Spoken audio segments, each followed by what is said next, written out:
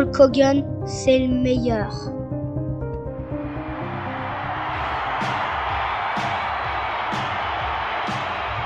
Hulkamania est synonyme de plus grande force de l'univers, surtout dans les années 80 où la Hulkamania fut considérée comme la furie du moment. Elle s'est acquis le temps nécessaire et le tempo pour démarrer dans les années 90. Mais la nouvelle décade semble refuser de se laisser emporter par la vague et prend sa revanche en donnant à Hulk les défis les plus importants de sa carrière. Austin 316 says I just whipped your ass. Ooh, yeah. Mesdames, messieurs, Sim.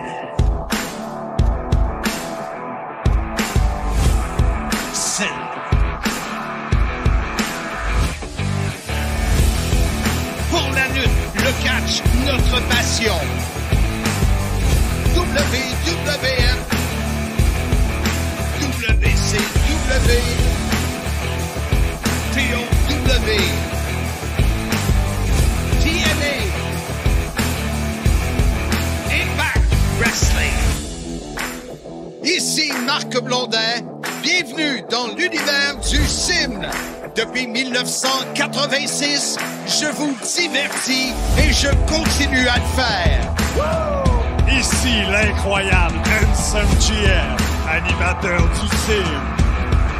Soyez-y, mesdames, messieurs, le podcast des fans du sport spectacle. Salut tout le monde, bienvenue au podcast Soyez-y, mesdames, messieurs, votre rendez-vous hebdomadaire pour discuter de lutte professionnelle. Mon nom est Handsome GF, en compagnie bien évidemment de Mr. Fun International, Top of the World, The Original, Vintage depuis 1958. Self-proclaimed legend, l'homme au mollet d'acier. Mais comme dirait Sylvain Grenier, tous les gros ont des bons mollets. Eh oui, il faut supporter tout un poids. Hey, t'as l'air en grande forme avec ceux qui ont la chance de nous voir sur YouTube. Tu as de magnifiques lunettes au bout du nez. Ouais, ben je les ai depuis peut-être un mois. Je ne les porte pas tous les jours. C'est mes lunettes de sortie, mais c'est ceux que j'avais hier. Et puis, ils étaient sur le bord de la table de nuit. Tu étais là, toi aussi. On a eu droit à tout un match de hockey somnifère, hein? Oui, c'était jeudi dernier. Pour ceux qui écoutent le podcast mardi, Marc, merci de les mettre en perspective. Ouais, c'est pas grave, ça. Ils savent. Canadien de Montréal contre les Panthers de la Floride. Marc était là en compagnie de son ami Farouk. On le salue, il est sûrement à l'écoute. Oui, exactement. Et juste pour vous dire comment le match était plate et comment je suis langue sale, j'ai texté Handsome GF et dit « À date, la game me fait penser à un de tes combats, 10% de bon. » Hey, c'est incroyable comment t'es langue sale. Me planter ton co-animateur préféré, ben, peut-être pas ton préféré, mais le seul qui te reste. Non, ouais, c'est ça, c'est plus ça. Mais t'es mon préféré à ce moment-ci de ma carrière. Ben, c'est parfait, ça, je l'apprécie, Marc. Et tu es le seul.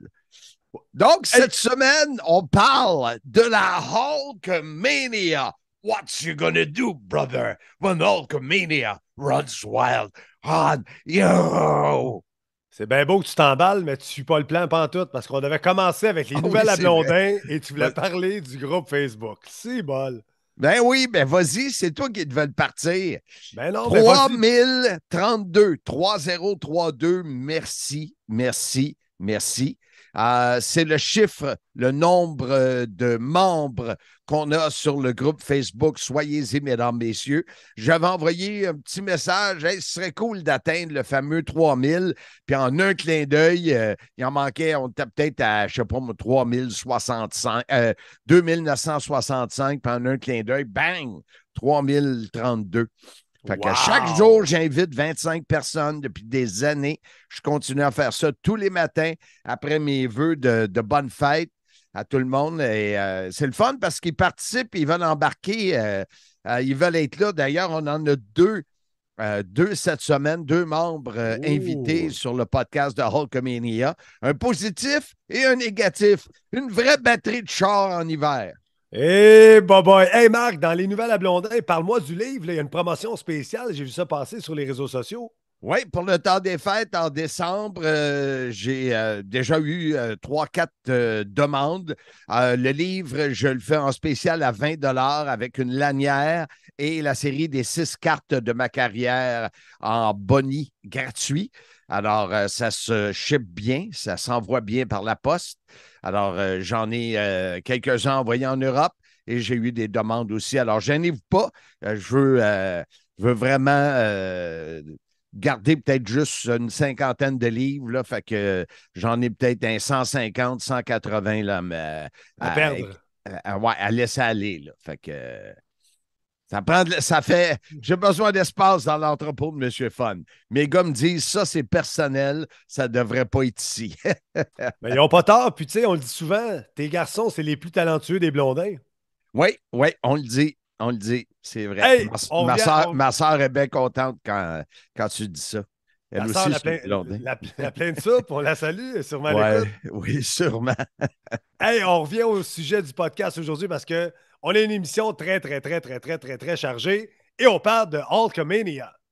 Oui, oui, écoute, c'est je ne sais pas comment se fait qu'on n'a jamais parlé de la Hulkamania, mais pour moi, un gars de 65 ans qui a commencé sa carrière en 1986 en plein dans le gros pic de la Hulkamania. Et tu le sais comment je voulais aller le voir quand je suis allé en Floride il y a quelques semaines. J'avais une vidéo préparée, puis j'aurais tellement aimé ça, avoir une nouvelle image que celle qui ne me souvient pas de moi. Ben Fait oui. que c'est niaiseux, mais c'est comme ça. J'aurais aimé ça, qu'ils montraient le vidéo, qu'ils disent OK, je m'en souviens. Puis oui, mais ça n'a pas été le cas. Mais écoute, la Hulkamania, c'est un phénomène. Je me souviens parce que avec toutes les entrevues que j'ai faites, je me souviens, ma mère qui fait longtemps qu'elle est partie là, déjà, mais elle savait c'était qui Hulk Hogan. Elle travaillait, elle, dans le milieu des clubs gays, ma mère, et à cette époque-là, c'était spécial. Comment tu dis ça? Spécial. Spécial. Et ses amis gays connaissaient Hulk Hogan. Je parlais avec des gens, parce que j'avais ma compagnie d'animation. Tout le monde savait qui était Hulk Hogan. La Hulkamania, je pense qu'elle a changé le regard des non-fans de la lutte vers la lutte professionnelle. Quel coup de maître de notre ami Vince McMahon. Effectivement. Puis aujourd'hui, on a plusieurs invités qui vont nous parler et partager leur passion de Hulk Hogan. Oui, écoute, il y en a un, je suis surpris, c'est Jean-François Kelly, Jean-François, c'est un ami de longue date. Là, oui, la légende vivante, Jean-François Kelly. Et David Jouan. Le Don Juan des pauvres. Qui me dit, j'espère que tu vas être le fan numéro 1 de Hogan. Je dis, OK, qui? Il dit, Kelly. Ah, ouais. J'ai jamais réalisé que Kelly est un fan. Alors, on va lui parler. Il va être notre dernier intervenant cette semaine parce qu'on a bien sûr Bertrand Hébert, le professeur, qui nous amène. Mais lui, il nous amène vraiment dans la période Hulkamania. Pour lui, c'est 1983-1988. C'est ces 5 années-là. Fait qu'avec lui, on ne va pas dans Hollywood, on ne va pas dans les autres choses. Là. Okay. Fait que pour lui, Bertrand, c'est ça. Alex Morin, l'orgueil de Bécomo. Oui. Lui, Alex, il avait 9 ans. Il louait des cassettes. Coliseum Vidéo, puis c'est le même qui est devenu un fan. C'est un trentenaire. Ça se dit bien, ça. Hein? Hey, c'est bien un trentenaire. Hey, t'as du vocabulaire, c'est incroyable. C'est écrit, les mots sont écrits sur ma feuille. C'est sûr que ça aide. Et puis, c'est ça, lui a découvert Hogan et depuis ce temps-là, il est fan de lutte. On a Benoît Bornet, notre militaire. Notre militaire. Qui est basé où? Qui est basé où, Marc? Edmonton, pour encore quelques semaines, qui m'a dit. Okay. Et soyez attentifs, ceux qui regardent sur YouTube, vous verrez il est en robe de chambre. Oh, intéressant pour la jante féminine. Oui, puis je trouve que ça fait lutteur, parce que beaucoup de lutteurs rentrent sur le ring avec une robe de chambre, comme dirait Jacques Rougeau. Oui, effectivement. Fait que lui, Benoît, il est excessivement négatif. Puis OK. il avait écrit, quand on a fait l'ouverture, quand j'ai écrit, Hey, on fait quoi sur Hulk Hogan? Puis il y a quelqu'un qui a dit, il faut que Benoît Bornet en parle. Puis il dit, non, je pense pas qu'ils vont me prendre parce que ils ne veulent pas rien de négatif. Je dis, Benoît, c'est mal me connaître. Là. Ben oui. J'aime ça, moi. T'es langue sale, tu sais. Exactement. Fait que viens-t'en dans ma gang. Alors, Benoît va être là. Yann O'Kane, Oui. également connu sous le nom de Nova Kane.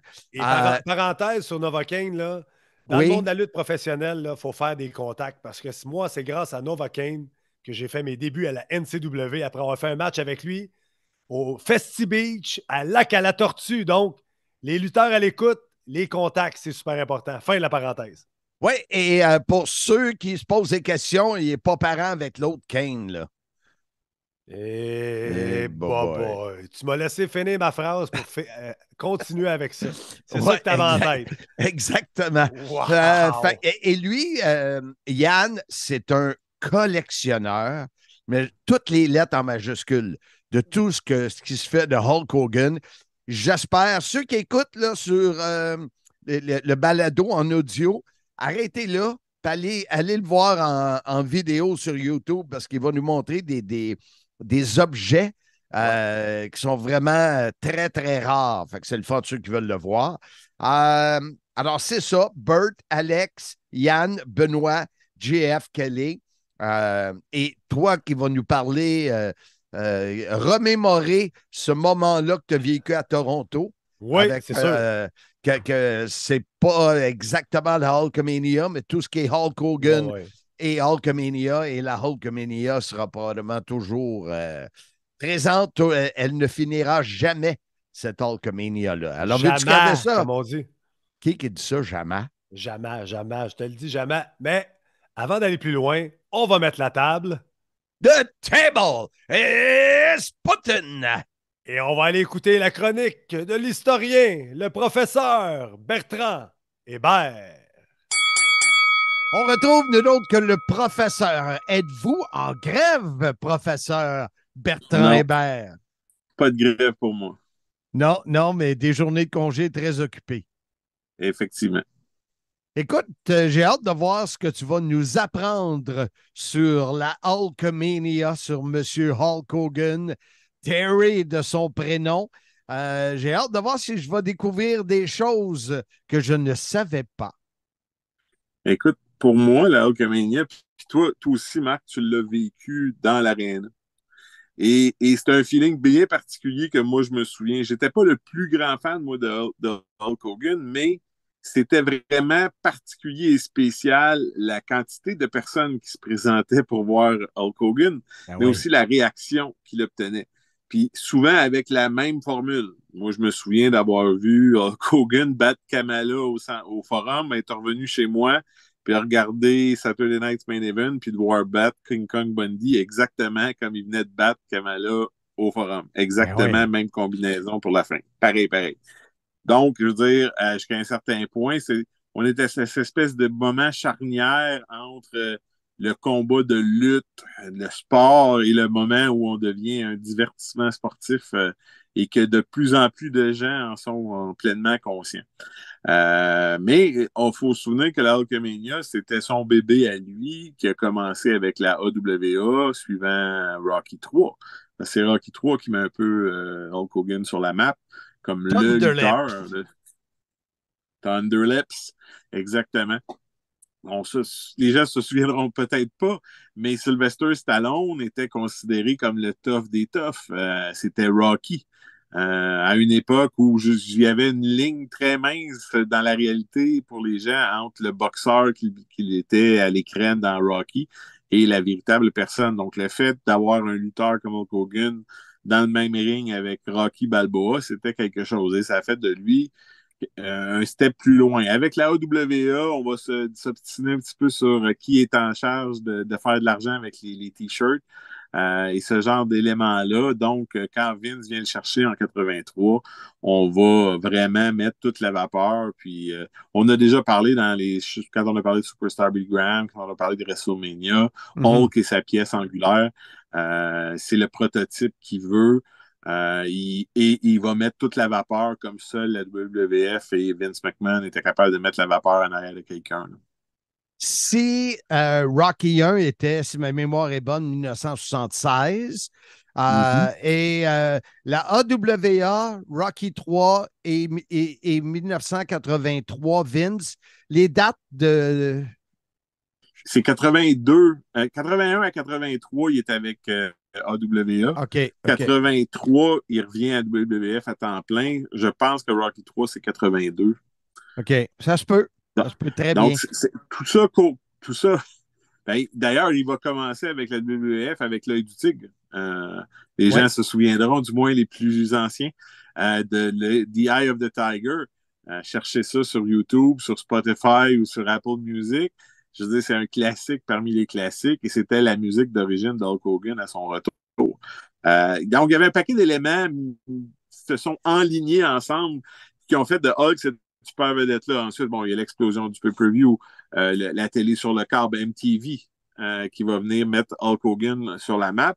Mais moi, ce que je trouve particulier dans la Hulkamania en rétrospective, si on la compare à aujourd'hui, c'est que Hulk était sur la route avec tous les boys à tous les jours durant une très longue période de temps.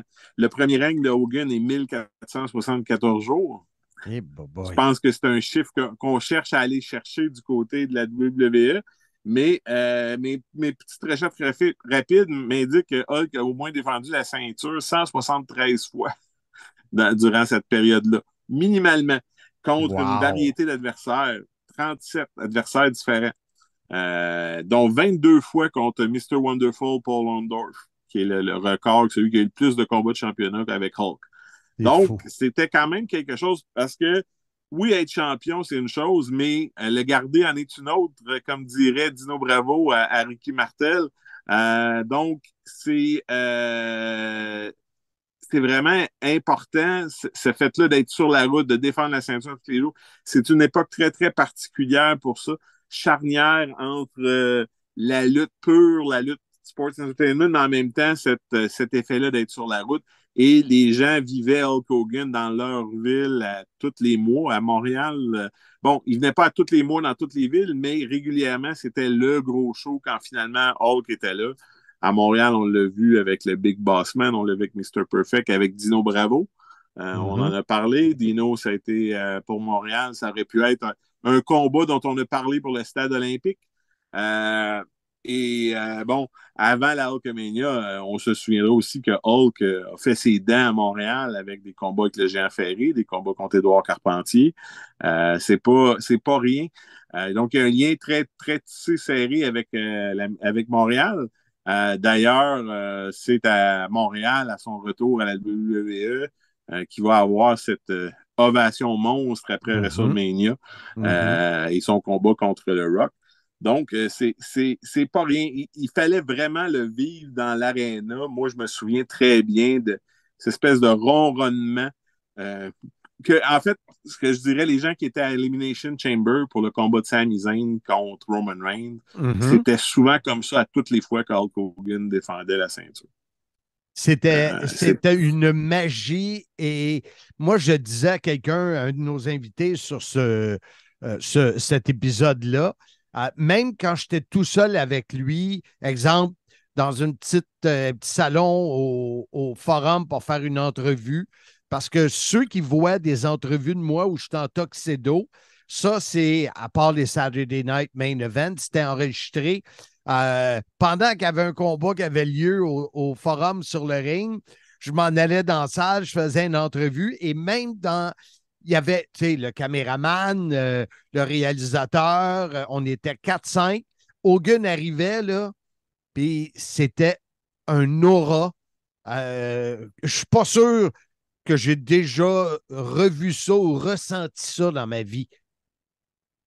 Ben, effectivement, c'est un peu ça. Et il y a très peu de lutteurs qui ont atteint cette espèce d'aura mystique Je veux dire, on peut les compter, je pense, sur les doigts d'une main. Donc, puis Hulk, à cette période-là, va connaître probablement un des plus grands succès en termes de yeux sur le produit. Parce qu'on parle de millions de spectateurs qui ont vu le main event quand André lui vole enfin la ceinture après 1474 jours. Et les gens en sont restés marqués, les gens de cette époque-là. Tout le monde a vu ça. C'était pas séparé entre 122 postes de télévision. Tout le monde, ou presque 30 millions de spectateurs ont vu ce match-là. Les gens de cette époque-là demeurent les gars les plus en demande pour les conventions et tout ça. On l'a vu, moi, avec Hulk à Comic-Con, comment c'était spécial pour les gens de rencontrer Hulk. Qui était, soit dit en passant, une soie pour travailler avec lui très, très terre à terre durant la période où il devait se promener d'un bord et de l'autre pour faire des photos, prendre des autographes, etc. Et c'est la seule personne que j'ai vue à Comic-Con où on a dû demander l'aide de la sécurité pour traverser le plancher. Parce que soudainement, quand les gens ont réalisé que Hulk Hogan était sur le plancher, ça a fait comme un cercle de gens qui s'attroupaient autour de lui. Habituellement, on part, puis on se faufile. Première chose, on est rendu en arrière du rideau. Avec Hulk, il a fallu que je demande la sécurité parce que là, c'est comme... Et durant toute la journée, on a tout le temps eu des attroupements de gens qui n'étaient là que pour le regarder. C'est quelque chose de spécial, d'un peu hors Quelle du année, commun. ça, déjà? Ça fait une dizaine d'années. Mon Dieu, Comic-Con, ça fait déjà un petit bout de temps. On était probablement autour de 2015. Oui, c'est ça. Parce que je pense que j'ai vu passer ma photo souvenir, puis il me semble que c'était pas loin de 10 ans. Hein? Oui, ça va faire presque 10 ans bientôt. Donc, c'est une époque bien, bien particulière pour ça. Parce que c'est avant ce qu'on connaît encore aujourd'hui comme format télé. C'est-à-dire que Hulk apparaissait à la télévision de façon très, très sporadique, surtout en entrevue, rarement en combat. Quand c'était un combat, c'était souvent avec un faire-valoir qui n'avait aucune chance. Donc, c'est avant l'époque des Nitro et des Raw et tout ça. Donc, c'est très, très vieille école. Et le succès qu'il rencontrait partout où il passait durant cette période-là et probablement, là, il a fallu attendre Steve Austin avant qu'on ait quelque chose qui pouvait ressembler à ça. Puis d'après toi, les années de ce que toi et moi, on appelle la Hulkamania, ça serait quoi? Ben, c'est vraiment, là, c'est 83, Ouais. probablement jusqu'en 88, là, avec la OK, fin moi du j'allais premier règne. moi j'allais un petit peu plus loin que ça, là. Tu peux pousser un peu, mais après ça, il y a d'autres choses. La Macho Madness embarque. Il est plus tout seul dans le ski. Ouais. La période, c'est celle-là. Là. C'est ce 5 ans-là là, où il a construit la compagnie. Il était partout, tout le temps sur la route. Bon, c'est sûr que malheureusement, les biographies de Hulk sont entre la fiction et la réalité, tirant sur la fiction. Donc, au niveau des jours, des déplacements, c'est dur d'avoir une image de la réalité, mais c'est pas impossible de croire que à un moment donné, c'était complètement fou. Les gars de son époque, il y en a plusieurs qui ont donné leur démission parce que le voyagement était trop. Dans le cas de Hulk, en plus des combats, ben, c'était la promotion, les entrevues, les journaux, la radio, la télé, Saturday Night Live. Ça n'arrait jamais. Là. Je me C'est pour demande ça si. qu'après 88, il va demander un horaire beaucoup plus ralenti. Okay. Mais pas aussi ralenti que Roman Reigns aujourd'hui. Je me demande si à l'époque, il voyageait toujours en jet privé.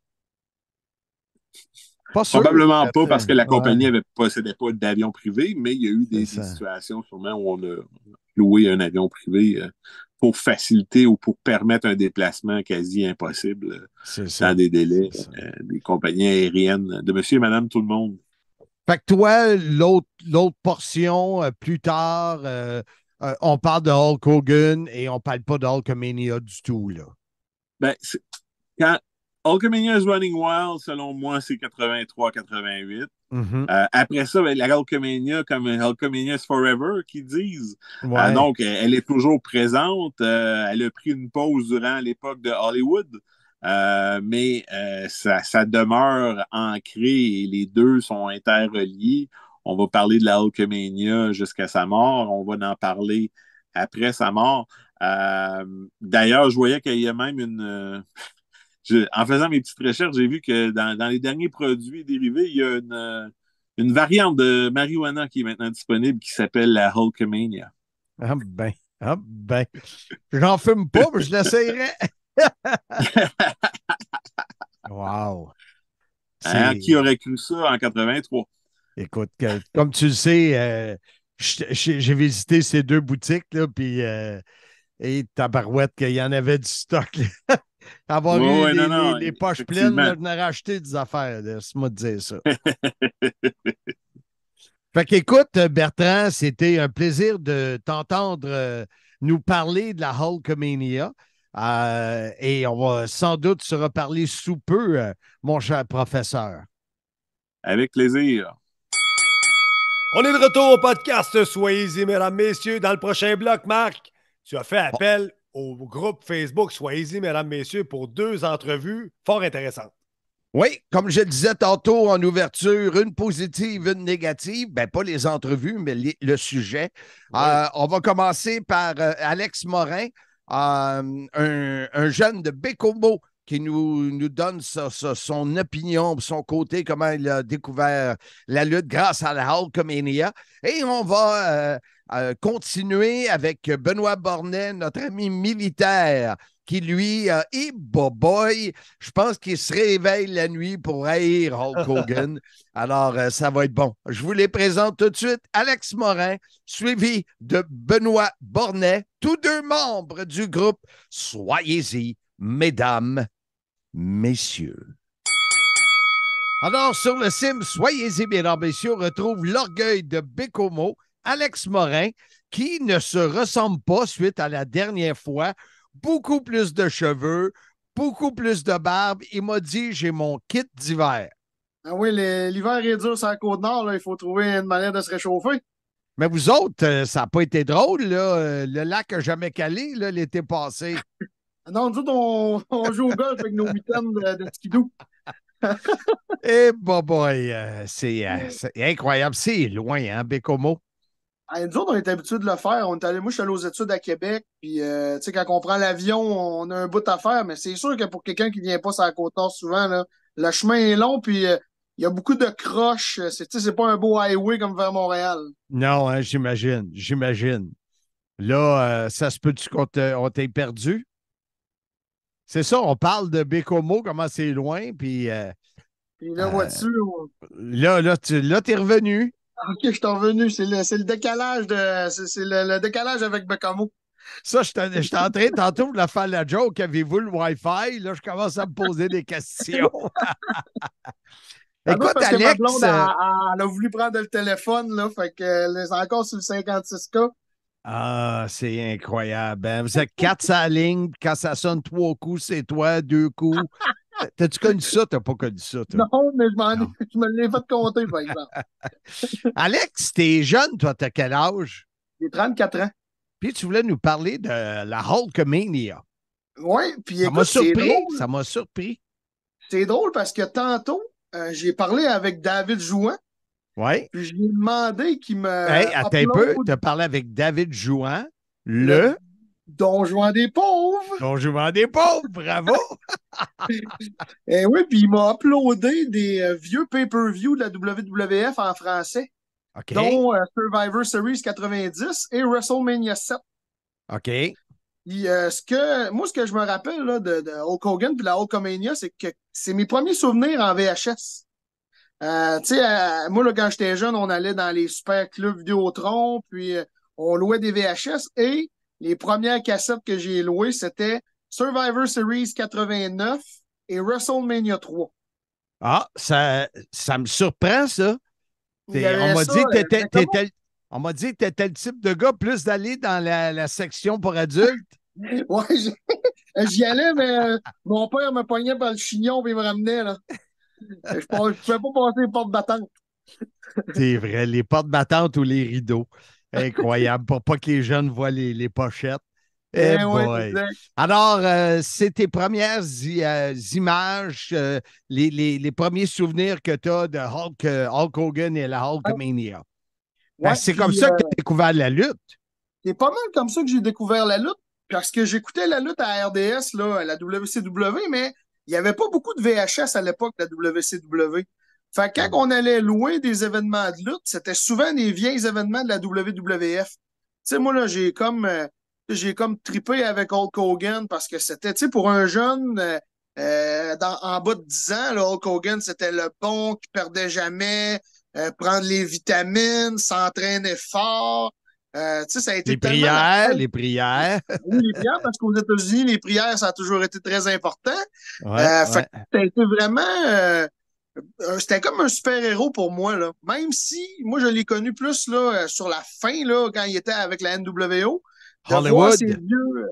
ces vieux VHS-là, là, pour moi, c'était vraiment comme un super-héros.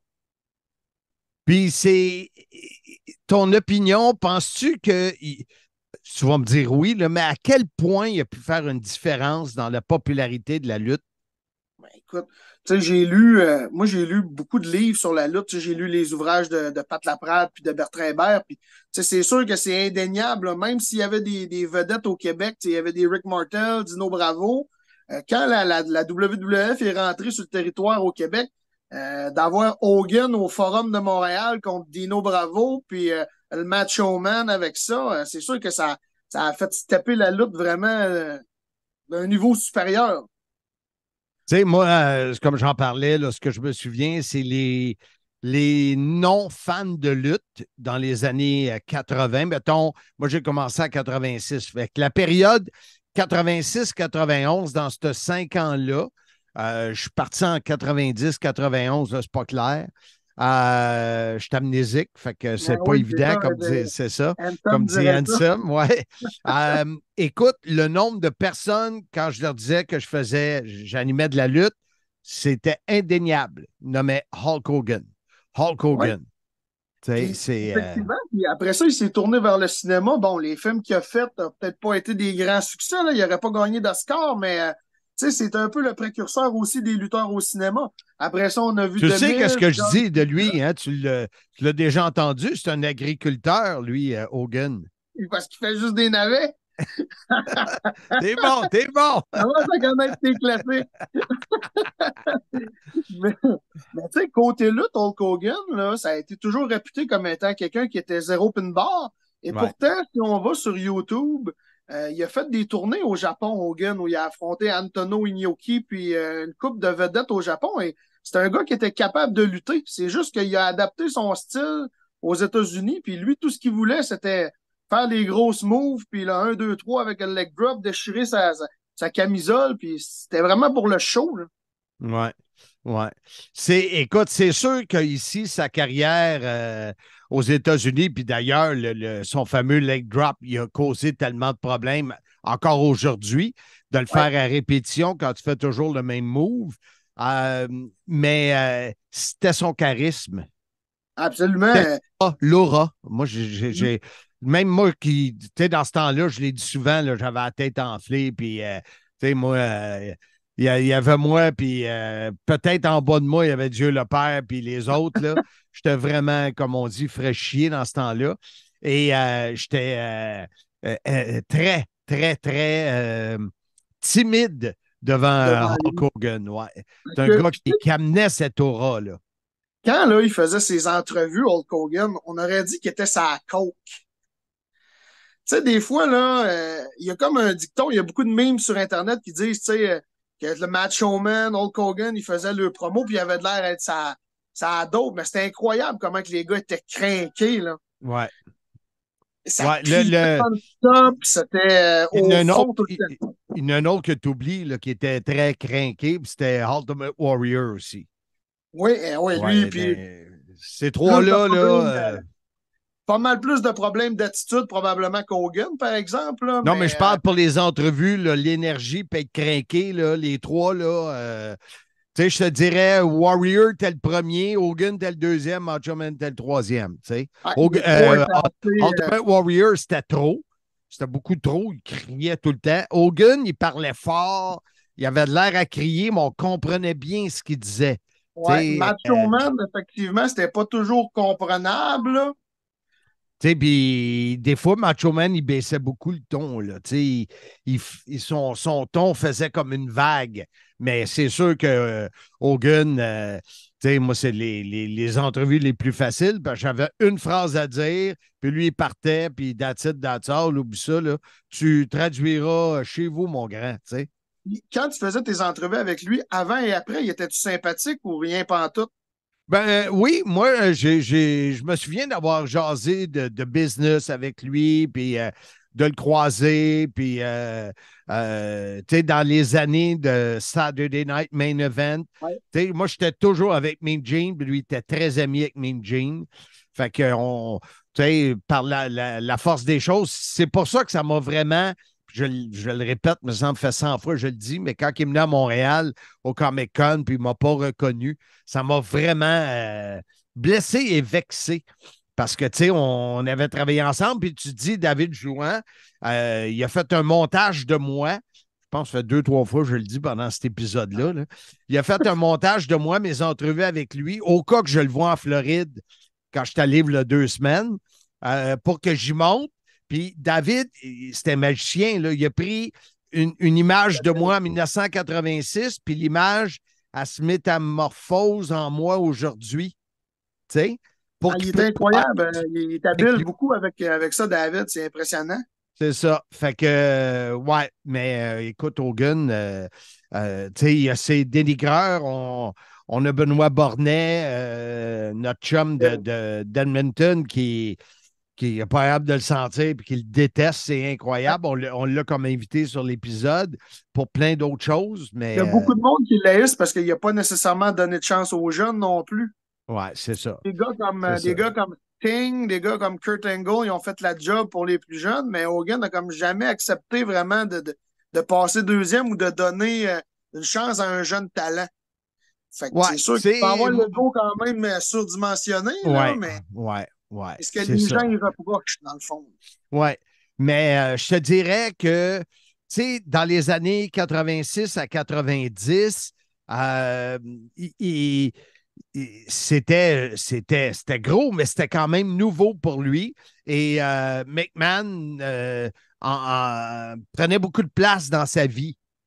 Tu sais, je pense que plus tard, quand il est allé avec la WCW et tout ça, je pense que c'est là qu'avec Bishop, tu sais, peut-être aussi qu'il savait qu'il était moins que les années passées, puis que là, l'ego embarquait pour se protéger et protéger ses chums. Garde, c'est comme ça. L'humain qui est fait comme ça, tu sais, c'est sûr que dans le temps de Saturday Night Main Event, l'autre jour, j'écoute aussi Conflit de Colosse avec Pierre Blais puis son chum, puis tu sais, pendant un Saturday Night Main Event, Hulk Hogan pouvait faire une affaire comme 5 promos là, pendant 1h15. Là. Ouais, McMahon, il le mettait systématiquement à la TV parce que le monde tripait bien raide. C'est sûr qu'il devait avoir la tête enflée. C'est sûr, c'est sûr. Mais je te dirais que c'est arrivé au début, je pense pas qu'il était comme ça au début. Mais je peux me tromper, mais moi, je ne l'ai pas vu comme ça. Quand je dis au début encore, là, je parle de 86 à 90 à peu près. Écoute, Alex, c'est tout le temps qu'on a. Un gros merci. C'était le fun de parler à un petit jeune de la Côte-Nord, de Bécomo, qui nous parle de Hulk Hogan parce que habituellement, c'est les plus âgés, mais grâce à la magie des images VHS, puis Internet, puis YouTube, puis tout ça, c'est le fun que vous ayez découvert ce personnage plus grand que nature, cher ami. C'est toujours un plaisir, Marc, de pouvoir jaser avec toi, puis bonne continuité. Puis on va se croiser, mais que j'aille faire un tour à Bécomo. N'importe quand, on y rejoint un round de golf. Oublie ça. Salut, Alex. Bye. Alors, sur le sim, soyez-y, mesdames, messieurs, on retrouve live de Edmonton, Alberta, nul autre que Benoît Bornet, qui est devenu, Seigneur, Ben, tu vas devenir aussi régulier que Handsome GF? Mon but, c'est pas d'être un régulier sur le podcast, mais si je peux apporter ma contribution, comme je le dis souvent, ça va me faire plaisir. Puis aujourd'hui, maudit que ça me tentait d'apporter la contribution. Alors, c'est pour ça que je suis présent. Parce que, Benoît, quand j'ai posté comme quoi que l'épisode serait sur la thématique Hulkamania, là, il y a tous ceux qui trippent. Et là, toi, tu as écrit, moi, j'aimerais ça en parler, mais je ne suis pas sûr qu'ils veulent aller dans le négatif. Et là, je t'ai répondu, hey, tu me connais mal, Benoît, moi, ça ne me dérange pas. Je vais avoir l'opinion des gens. Le podcast, je ne le fais pas juste pour moi, je le fais pour les gens qui écoutent. Alors, je suis content et j'ai hâte d'entendre ce que tu as à parler parce que je m'attends à quelque chose de négatif, mais allons voir. Premièrement, ta robe de chambre est débile. Merci beaucoup. C'est un cadeau de mes parents de une couple d'années. Alors, ça fait plaisir de savoir que j'ai une belle robe de chambre. Et que dire de ton mur bleu, blanc, rouge? Oui, mur blanc, rideau rouge et bleu. Wow! T'es vraiment thématique. Yes, sir, Miller. Good. Vas-y, mon Ben. Bon. Ben, premièrement, moi, je suis un gars je suis capable de rendre à César ce qui rend à César. Puis oui, Hulk Hogan, quand j'étais petit bonhomme, il me faisait triper là, avec son jaune et rouge, puis Prior, Vitamine, tu sais. Ça, j'ai aucun problème avec ça. Ben, effectivement. C'est ça, j'ai aucun. Hulk Hogan, c'était super correct quand j'étais jeune. Mais tu sais, quand tu vieillis, puis quand tu découvres les affaires, et puis quand tu lis aussi là-dessus, tu découvres que finalement, ouais, Hogan, c'était plus egomaniac, me, myself and I. Puis, tu sais, c'est vraiment un fabulateur, là. Puis, à cet effet, j'ai acheté ça sur Amazon. C'est un petit livre qui parle d'Hogan. En gros, c'est The Mania of Hulk Hogan, The Very Worst of the Immortal One. C'est une Bible. Si vous détestez Hogan comme moi, c'est une Bible. Et penses-tu que c'est le fait qu'il était tellement big, tellement adulé, qu'à un moment donné, il est devenu comme ça? Parce que moi aussi, j'ai entendu parler des affaires là, assez spéciales après les années, si tu veux, que moi j'ai quitté le 91, 92 par après, là, tu sais. Bon. Ben, mon point, c'est que c'est sûr que quand il y a eu tu sais, Hogan, ça a tout le temps été l'idole de tout le monde, le visage de la lutte, on va donner ça dans les années 80. Ouais. Puis je veux dire, quand il y a eu le scandale des stéroïdes, c'est sûr que ça y a fait mal. Sa réputation, ça y a fait mal. Tu sais, Prior, Vitamine, Milk, Train, puis on découvre qu'il est comme illégal avec les stéroïdes. Fait qu'on le voit d'ailleurs. Il a quitté après WrestleMania 8 pour revenir un an après.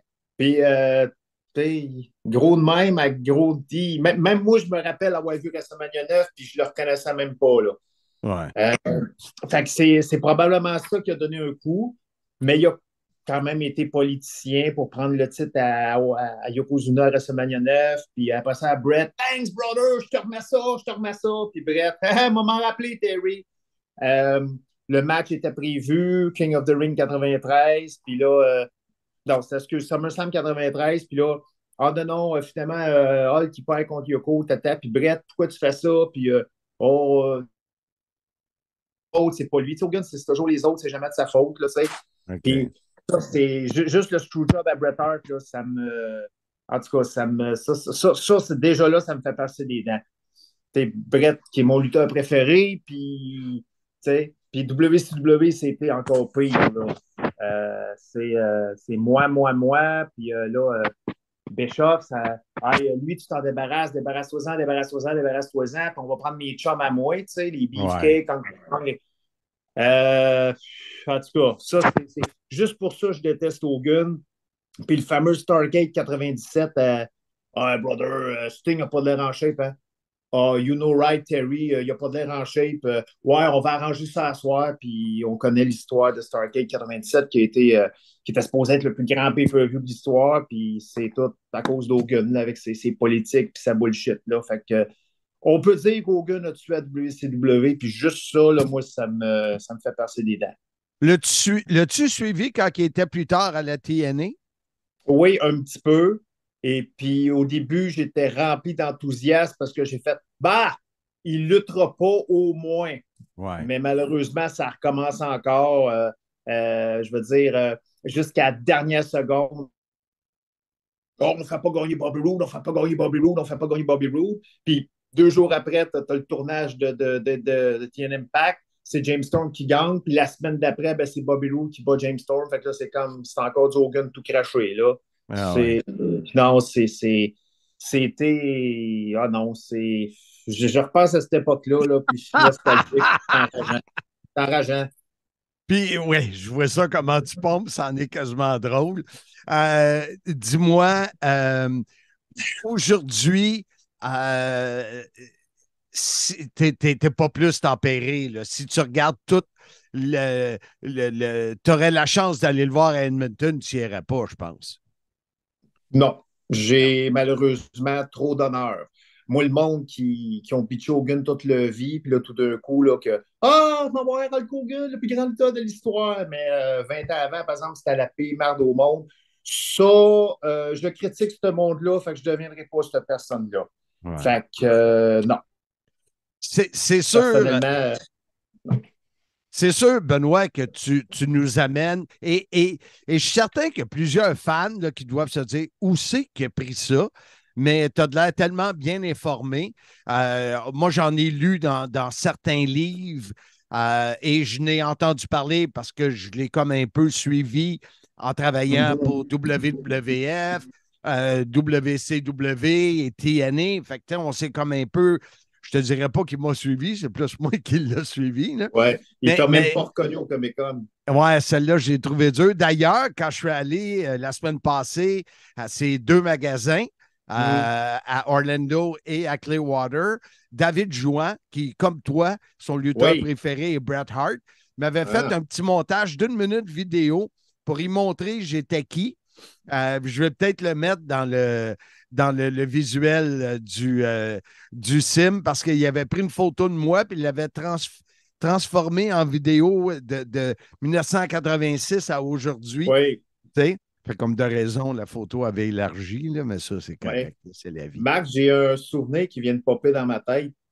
En 89, tu avais commenté une émission avec Jacques Rougeau. Puis je me rappelle que c'était une entrevue au Brother Love Show avec l'équipe Hogan, Jake Dustin avec les Demolition. Puis toi, tu disais Hogan est mon lutteur préféré. Puis là, Jacques, qui disait ah, toi, tu dois être le genre de gars que le petit toutou d'Hogan. Oui, j'en ai un toutou d'Hogan chez moi. Puis là, tu encore ce toutou-là ou? J'ai jamais eu de toutou d'Hogan. OK. Mais j'ai toujours été bullshitter, ça, tu le sais. OK. Et j'ai vu un extrait que j'ai travaillé avec Jacques Rougeau, puis c'est un extrait où c'est Dino Bravo qui lutte, mais j'ai pas cet épisode-là, j'ai pas souvenir de ça, mais ce que je peux te dire, que les Européens se souviennent beaucoup du temps de la WCW, puis on va terminer là-dessus. Quand j'ai dit à Le Tourneur, et j'ai dit, écoute, Hogan, c'est un agriculteur. Là, Le Tourneur dit, qu'est-ce que tu veux dire par là? Par ses films, c'est des navets. Elle est vraiment bonne, celle-là. Ben, c'est vrai, le fait, ses films, c'est des navets, là. Fait que, en tout cas. Ouais. Mais écoute, c'est sûr que moi, j'ai pas le même feeling que toi parce que les années 86 à 90, ça a été des super belles années. Les entrevues avec lui, il était professionnel avec moi, il était fin. C'est l'image que moi je retiens et c'est celui qui, dans les années 80, quand je mentionnais le mot lutte, les gens disaient oui, Hulk Hogan. Alors, je pense qu'il a quand même fait plus pour la lutte professionnelle qu'il a détruit, mais je respecte ton point de vue, Benoît, au plus haut niveau. Et je te dis un gros merci.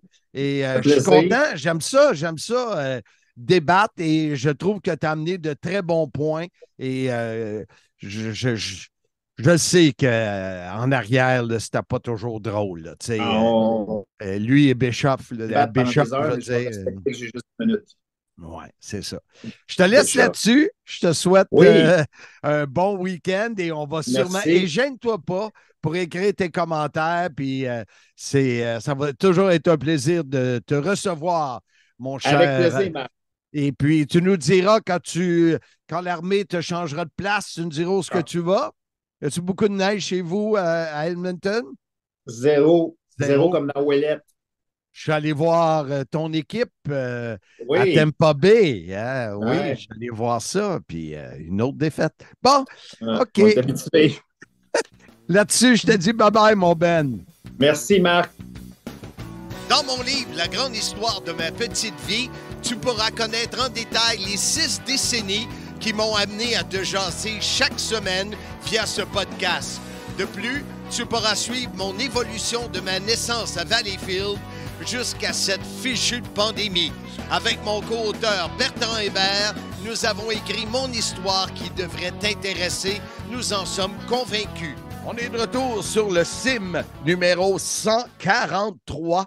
Non, 142. On reste sur le 142. Oui. Je pense à celui de la semaine prochaine. Et on a les 2 prochains invités. Le deuxième sera la légende vivante Jean-François Kelly, qui a toujours son podcast Les Rois de l'Arène. Toujours très populaire avec sa gang de clowns. Je parle de pas tout le monde, là, mais ils sont drôles. Moi, ils me font rire. Ben oui, c'est une belle écoute, ça. C'est très, très le fun à écouter. Et il y a aussi nul autre que Yann O'Kane, on en a parlé tantôt. Tu voulais plugger, entre autres, son groupe de collectionneurs. Oui, collectionneur de tout ce qui est par rapport au monde de la lutte. Canadian Wrestling Collectors. Il y a quelques années, je cherchais une figurine de Adam Page pour mon plus jeune fils Thomas. Et Yann m'a aidé avec son groupe à trouver quelqu'un qui m'a vendu une figurine. Donc, si vous voulez échanger, vendre ce genre de trucs-là, ce groupe-là, Canadian Wrestling Collectors, plus de 1800 membres à ce groupe-là. Donc, je vous invite à aller ajouter ça sur Facebook. Dis-moi, ton jeune fils, est-ce qu'il a demandé au Père Noël une figurine de Handsome JF? Mais j'en ai déjà une à la maison que ma copine Alexandra avait faite à l'époque. Mais non, les gars trippent un peu sur les figurines de lutte, mais pas énormément. Pas énormément. Okay. Fait que toi, tu n'es pas dans leur top 10 de figurines qu'ils veulent. Non, pas encore. Il aime bien papa, là, mais papa, il est plus le coach au hockey pour baseball. C'est pas Handsome GF. Là. OK. Alors, on s'en va tout de suite écouter Yann O'Kane. Sur le CIM, soyez-y, mesdames, messieurs. On est content de le recevoir. Yann O'Kane, salut. Comment vas-tu, jeune homme? Really good, brother. Super bien, Marc. On se disait ça avant de peser sur le bouton enregistrement. Il y a 85 livres et 2 ans, peut-être qu'on ne s'était pas jasé. Ouais. Toi, tu as perdu 85. Moi, je n'ai peut-être gagné 85. Pas vrai, là, mais ouais, ça va bien. Tu as de l'air en grande forme. Ouais, ça va super bien. Tous les bobos sont partis. Ça a vraiment changé pas mal de choses dans ma vie, dans ma garde-robe. Mon manteau d'hiver, c'est incroyable. Je pourrais rentrer ma fille dedans. Hey, c'est sûr, c'est sûr. Ouais. Yann, c'était un incontournable pour l'épisode 142 sur la Hulkamania. La Hulkamania, c'est un peu... pour moi, c'est au-delà de Hulk Hogan. C'est l'ensemble de l'œuvre. Tu es sans aucun doute, et on peut le voir, ceux qui regardent sur YouTube, tu es le plus grand collectionneur possiblement au Québec et peut-être plus loin. Ouais, ça pourrait. Mais tu sais, dans le monde des collectionneurs, c'est rare qu'on se compare. Là. On aime apprécier toutes les collections, mais c'est vrai que là, je commence à en avoir pas mal. Là. Puis je me suis mis à compter mes figurines il y a pas longtemps, là, puis ça a dépassé ce que je pensais. Là. Ah oui. Est-ce que tu investis encore? Parce qu'on s'était parlé pour un des épisodes sur les collectionneurs. T'investis-tu encore ou t'essaies d'arrêter? Ben là, Ben, tu sais, j'ai investi dessus. Ouais, dans un sens, c'est comme moi je trouve ça meilleur que des REER, là, parce que ça prend plus de mais c'est c'est comme j'ai tout fait mes collections que je voulais, j'ai tous les magazines que je voulais, j'ai beaucoup collectionné le fan club, toute la musique. Tu sais, les choses qui me manquent là, c'est vraiment des détails. Puis là, je me suis concentré dans Hulk Hogan. Quand on s'est parlé là, je collectionnais absolument presque rien du récent. C'est tout ce que Jax puis Mattel ont fait. Je collectionnais pas. J'avais aucun intérêt. Puis Mané, mais comme quand t'as tout le reste du vintage ou presque, là, tu sais, les affaires que j'ai, c'est des affaires obscures ou qui sont vraiment trop démesurées là, en termes monétaires. Mais puis là, j'ai commencé, là, puis j'ai commencé cette année, là, puis là, j'ai même plus de place. Faut que je réorganise ça. Là, c'est souvent ça que je fais dans le temps des fêtes. Là. Ouais. Mais là, on apprécie les petites figurines là, de Hulk Hogan. Le gars, j'ai une de recevoir une. Là. Je pensais pas qu'elle était si petite que ça, là, mais. Eh boy, ouais. Il l'appelle pas pour rien micro-aggression. Là. Ouais, c'est sûr. Moi, la dernière que j'ai achetée, c'est la Superstar NWO. Là, tu sais, ils en ont fait, c'est peut-être quelques mois, là. Razor Ramon, ben pas Razor Ramon, là, c'était plus Scott Hall, puis... Ah ouais, je sais ce que tu parles. Ouais. C'était comme une série qui ressemble un peu au Ramco là, de AWA. Là. Exact. Ouais. Ben, on m'a dit, notre ami Jeff Leduc m'a dit qu'il avait pris une figurine qui existait déjà, puis ils l'ont juste transformée. Ça se peut-tu? Ouais, mais le AWA, c'est eux autres qui ont créé les premières figurines de lutte, mais malheureusement, c'était pas les meilleurs, tu sais, même pour jouer ou pour le look. Même des fois, c'est dur de dire qui t'as dans les mains là, quand t'en as. Puis Mattel, ils refont tout. Là. Ils ont fait des lutteurs en Ninja Turtle, en Ghostbusters, en E-Man. Ouais. Là, Mané, ils ont fait les Ramco, mais elles sont vraiment nice. Là. La dernière d'Hulk Hogan, là, je viens de l'avoir. Là. Elle est vraiment belle. Ben, c'est cette collection-là que j'ai dans le noir. Ouais, mais tu sais, la noire, l'an passé.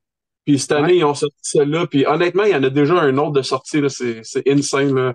Les figurines Hulk Hogan, puis en plus, l'année prochaine, c'est le 40 ans là, de sa victoire contre Iron Sheik. Là.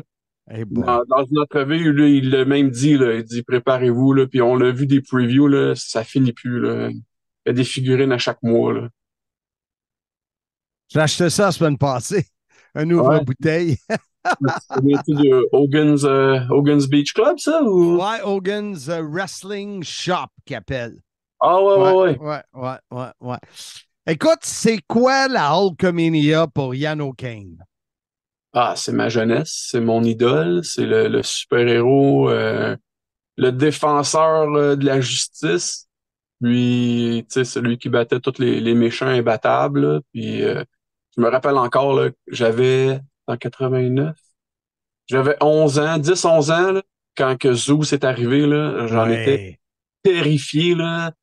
Saturday Night's Main Event, là, il attend Hogan devant la cage pour un match contre Big Boss Man, puis qui donne juste 2 coups là, d'avant-bras là, sur les épaules pour qu'Hogan s'écroule. Puis moi, je me demandais à l'époque, comment ils ont fait pour filmer No Holds Barred s'il est dangereux de même, là, à l'âge que j'avais. Ouais.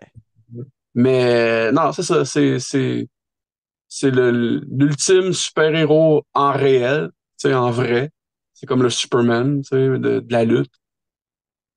Puis toi, ta meilleure époque de la Hulkamania, ça serait... Mais premièrement, quand je te dis la Hulkamania, pour toi, c'est quoi les années? Mes meilleures années? Je te dirais... Ben, les années de la Hulkamania.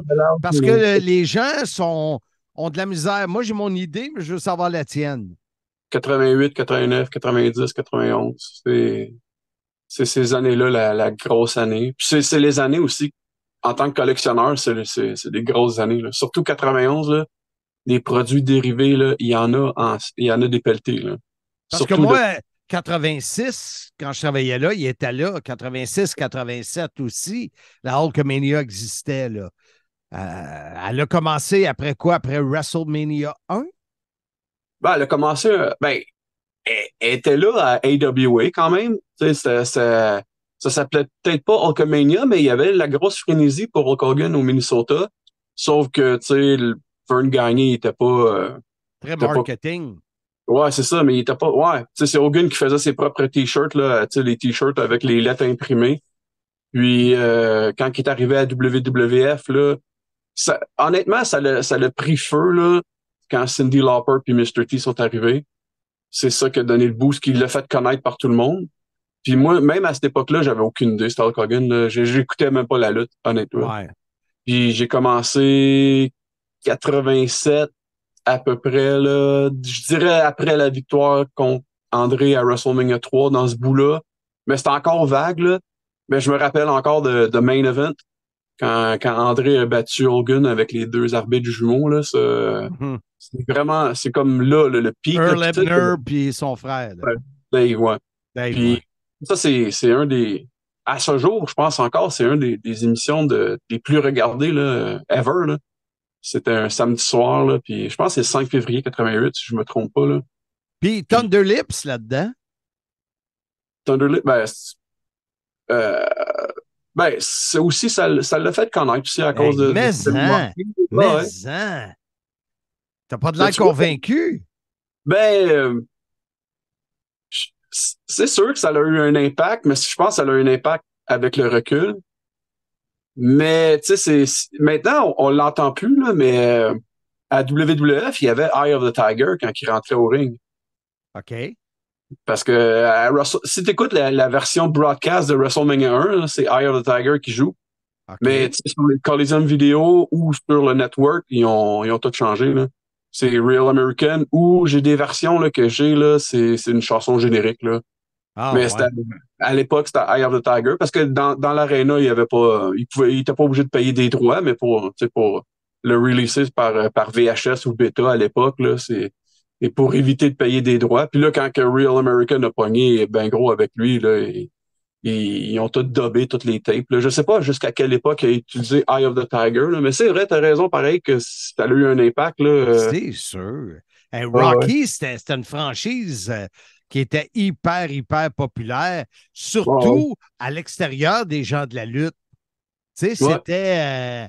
tu sais, moi, je parlais avec Michel W. Duguay, je ne sais pas si le nom dit quelque chose, un ex-animateur de C'est quoi FM, et je lui parlais que en 80, écoute, peut-être 84, avant de commencer pour la WWF, j'avais fait un voyage à Philadelphie. J'avais le gant de boxe en or dans mon cou. Je m'appelais Marc Rocky Blondin. J'avais marché les marches dans le temps, j'étais plus petit, un peu comme toi aujourd'hui. J'avais monté les marches, T-shirt Rocky, la statue. Écoute, je faisais des remotes à radio. Puis ça, c'est avant que j'arrive dans le monde de la lutte. T'sais. Fait que Rocky, c'était... j'étais tellement Mark que j'avais vu dans... Je sais pas si Rocky 3, là, il y avait une boutique qui était débile dans le film. Qui était dans un hôtel. J'étais allé à l'hôtel voir la boutique. Là. J'ai fait comme esprit que je suis Mark, ça n'a pas d'allure. Là. Mais écoute, il y avait plein d'affaires Fait que c'était fort, Rocky. Ça l'a aidé. André Le Géant, ça l'a aidé. Cyndi Lauper, tout a aidé Hogan, là, juste que peut-être l'affaire des stéroïdes, là, que ça a commencé à... Ça a-tu fait de quoi, selon toi? C'est une époque où est-ce que c'était pas checké, pas régularisé. Tout le monde le savait, j'imagine. C'est ça. C'est pas comme... Tu sais, c'est sûr qu'il n'y avait pas le corps là, de Ultimate Warrior, là, que lui, ça paraissait vraiment, mais... Ça faisait partie de la game. Même ceux qui n'avaient pas l'air ces stéroïdes, ils l'étaient pareil. Bret Hart l'était. Puis Bret Hart, il est juste comme en shape. Il est pas. Tout le monde était là-dessus. C'est jusqu'à temps que ça devienne comme un peu tabou, puis checker que là, ça l'a pris de l'ampleur, mais c'est comme il y en a qui se cachent pas, là, tu sais. Ouais. Toi, tu semblais dire tantôt que la Hulkamania a terminé quoi? 91, 92, tu disais, pour toi? Je trouve que c'est les grosses années, mais si tu parles de Hulkamania, man, c'est encore vivant, tant qu'à moi. Là, Ben oui, moi aussi. Moi aussi. Tu sais, je suis allé voir les 2 boutiques, puis je suis allé voir son restaurant. J'étais avec mon fils Cédric qui ne trippe pas lutte. Fait que, tu sais, de changer nos plans puis d'attendre au cas qu'ils viennent. Je regrette tellement de ne pas l'avoir vu. Mais oui, moi aussi, je regardais les commentaires, les likes, les statuts qu'il y a dans les 2 boutiques. Puis c'est encore vivant, la Hulkamania, selon moi. Ben ouais, puis tu sais, check toutes les figurines qui sortent. Il a même sorti un magazine cette année sur sa vie. Puis Muscle and Health, un autre magazine, je pense, ça vient de l'Europe. Cet automne, là, ils ont fait un autre magazine avec, surtout, il doit y avoir un gros article consacré à lui.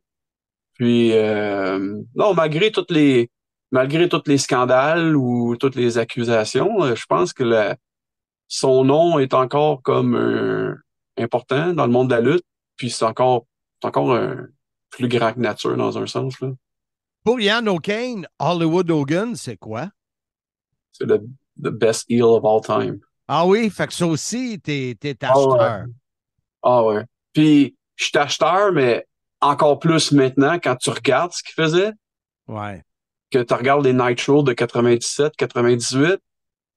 Puis. En français? Ça serait pas mal dur les poignées. Mais je trouve que, tu sais, pour l'effort qu'il faisait dans le ring, il était over en tabarnouche, là. Mais ça... Puis le monde l'haïssait, là, tu sais. Je pense pas que c'était prévu à Bash at the Beach quand il a fait son turn que tout le monde lance des choses dans le ring. Ça, c'est ça.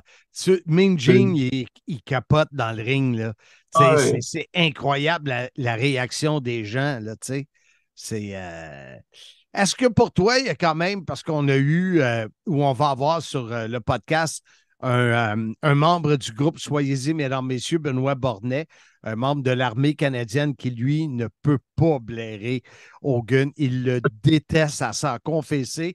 Il a marqué, il dit « Non, je pense pas qu'ils vont accepter que j'en parle. » Puis ben oui, je veux savoir pourquoi. Puis je l'ai eu en entrevue. Il va passer probablement après toi. Lui, c'est tout ce qu'il a entendu de l'individu, l'égocentrique, qui rentrait ses chums, puis tout le côté des manigances, ça l'a rendu vraiment amer face à Hogan. Ouais, mais c'est comme comment je dirais ça? Moi, j'aime Hulk Hogan. Terry Bollea, je m'en fous. C'est la personne. C'est lui, s'il savait comment gérer ses affaires, s'il savait comment se prendre un avocat pour commencer à gérer ses contrats, puis tu sais, pas se faire, on va dire, pas se faire bullshiter, pas se faire avoir, mais avoir des meilleures conditions. Puis tu sais, s'il était capable de rentrer ses chums, tant mieux. Puis c'est sûr qu'il y a beaucoup de blabla pis de scandales alentour de Hulk Hogan. Puis tu sais, récemment, là, c'est tout le temps Hulk Hogan qui exagère ou qui compte des menteries. Je suis comme, non, mais tu sais, c'est une personne de la lutte, là, tu sais, c'est comme, faut en prendre, faut en laisser, mais en même temps, il est en personnage quand il parle souvent, là, tu sais. Puis maintenant, c'est drôle quand il dit que André Géant pesait 700 livres à WrestleMania 3, là, quand, tu sais, à chaque année, il rajoute un 100 livres, là. Ouais. Mais ça me dérange pas. C'est leur opinion. Puis en même temps, si Benoît Bornet aime la lutte, mais je dirais la raison pourquoi tu écoutes la lutte, c'est parce que Hulk Hogan était là. Parce que sinon, ça serait une autre game, là. C'est sûr qu'il a attiré les regards du monde entier. Dans les années que j'étais là, 86, 87, 88, 89, 90, là, l'aura qu'il y avait autour de lui, là, ça l'a attiré les yeux du monde entier. Je suis d'accord avec toi, je sais pas. Peut-être que la lutte serait à la même place, peut-être, mais je pense que c'est lui qui a donné là, tout un air d'aller à la lutte comme on la connaît aujourd'hui. Il a sa place sur le Mount Rushmore, mettons. Tu sais. Ouais, exact. Puis, exact. Si je demanderais à ma mère, là, je dirais, je vais te nommer 5 noms, là. Hulk Hogan, elle va le savoir. Stone Cold, je sais pas. John Cena, il y a peut-être des chances parce qu'il est souvent, même ma fille, elle connaît John Cena, mais elle a jamais vu un match de John Cena, mais sur Instagram ou YouTube, là, les Reels, là, on en voit souvent là, des affaires de John Cena, puis c'est le même qu'elle connaît. Il est rendu comme un icône un peu aussi pour les memes, là, puis des affaires du genre. Là. Mais tu sais, à part Hulk Hogan, Macho Man, ben, tu sais, c'est dans le fond les gros lutteurs de ces années-là. Là. Ma mère qui a 70 ans, je pense pas qu'elle en reconnaîtrait d'autres. Là. Non. Je parlerais de Daniel Bryan ou Kenny Omega ou même Chris Jericho, là, puis elle n'aurait aucune idée qui se parle. C'est ça. C'est sûr que Hogan, c'est la Hulkamania, écoute, c'était moi, les souvenirs que j'ai des entrevues, là. Tu faisais l'intro, tu le laissais aller, puis tu n'avais jamais le temps de traduire, là. C'était fou. Dans ta collection, c'est quoi le top 3 de tes affaires qui tiennent le plus à cœur? Oh my God. Ça, c'est tough. Tu dois avoir une botte? Non, mais il y en a qui aiment ça collectionner des items comme ça. Moi, je suis plus un collectionneur de choses qu'on trouvait dans le catalogue. OK. Tu sais, avoir une botte, là, faudrait vraiment que j'achète la botte chez eux, que je la fasse signer avec lui devant moi. Ou sinon, là, tu sais, mettons, avoir le portefeuille illimité, là, que je me procure une botte qu'il a portée, là. Ben, pour avoir une botte signée, c'est comme pas vrai. Je sais pas si tu comprends. Ouais. Je suis pas attiré par ça, là. Même, tu sais, j'aurais une fausse culotte d'Hulk Hogan signée. Mais, tu sais, j'ai le chandail Hulk Rules. J'ai les bandes, j'ai peut-être pas toutes, mais j'en ai pas mal de bandeaux, là. Hulkster Rule, Hulk Rules, Python Powers, puis Hulkamania 1993. J'ai des headbands, là, je pense j'en ai 10. Wow. C'est des affaires que tu peux te procurer en tant que fan. Parce que une chose que je regardais dans le catalogue, c'est ça que j'aime me procurer, là. Mais dans mon top 3, c'est tough. Je peux montrer la figurine la plus laide, par contre, que j'ai. C'est la seule qui passe pas vraiment au conseil à la maison. Là. Elle dit, faut pas Seigneur. Ça, c'est Star Toys de 1991. C'était distribué juste en Espagne. Puis, je viens de me l'acheter tout récemment, là, cet automne. Eh, boy. Ah non, c'est pas beau. C'est pas beau. Mais, j'ai pas vraiment... tu l'as.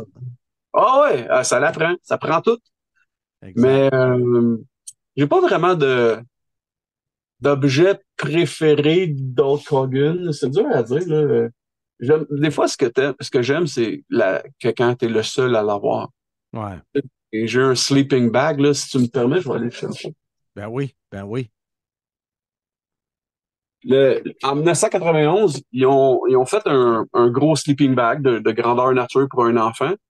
Puis récemment, je suis tombé sur un vendeur aux États-Unis qui vendait le sleeping bag, mais en display, qui était comme dans le magasin pour dire hey, vous pouvez acheter le sleeping bag. Puis honnêtement, je pensais que c'était gros comme un coffre à crayon. Je pensais que c'était à peu près gros de même. Là, quand je l'ai reçu, j'ai fait le saut, mais c'est pas mal plus petit que le sleeping bag. Là. C'est à peu près comme 1 pied par 2 pieds, mettons. Là. Wow! Puis, ça, c'est... Tu sais, quand t'es collectionneur, t'aimes ça avoir comme quelque chose d'unique, là, puis je connais personne qui a ça. Puis ça, c'est un étiquette que j'aime, là, tu sais, c'est pas trop gros.